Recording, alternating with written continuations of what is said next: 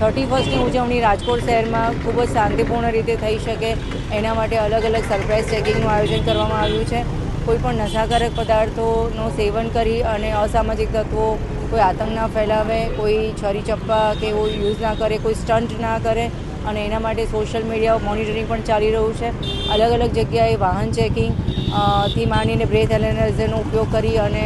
જ્યાં પણ ભીડભાડવાળી જગ્યાઓ હોય, સાર્વજનિક બગીચાઓ હોય, જ્યાં મહિલાઓની અવરજવર રહેતી હોય ત્યાં તમામ જગ્યાએ અમારું ચેકિંગ ચાલી રહ્યું છે. કેટલી ટીમો તૈનાત કરવામાં આવશે અને ખાસ તો મહિલાઓની સુરક્ષાને લઈને કઈ પ્રકારની વ્યવસ્થા અમારી જે ટીમો છે એમાં ક્રાઇમ બ્રાન્ચની અલગ અલગ ટીમ છે, સ્પેશિયલ ઓપરેશન ગ્રુપની ટીમ છે, અમારું ડ્રોન મોનિટરિંગ સેલ પણ ચાલે છે અને સોશિયલ મોનિટરિંગ સેલ પણ ચાલે છે, સાયબર સેલ પણ અમારું એક્ટિવ છે. એ સિવાય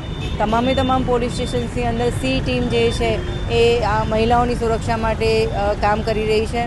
અને એન્ટી રોમિયો સ્ક્વોડ પણ કાર્યરત છે અને તમામ અધિકારી અને જવાનો જે છે આના માટે એલર્ટ છે. ખાસ તો મેડમ લુખ્ખા તત્વો હોય છે તો મહિલાઓની છેડતી કરતા હોય છે, તેમના વિરુદ્ધ પોલીસ દ્વારા કઈ પ્રકારની કાર્યવાહી કરે? મહિલાઓને ખાસ તો અવેરનેસ પ્રોગ્રામ્સ જે મારફતે આપણે કહેતા હોઈએ છીએ કે એમને કઈ રીતે વર્તન કરવું જોઈએ, મદદ માટે એમને 112 ડાયલ કરવું જોઈએ, એકલા કોઈ એકાંતવાળી જગ્યાએ જવાનું ટાળવું જોઈએ અને જ્યાં પણ જઈ રહ્યા છે, જે પણ મિત્રો સાથે જઈ રહ્યા છે તો એમના ઘરે એમના પેરેન્ટ્સ છે કે એમના જે પણ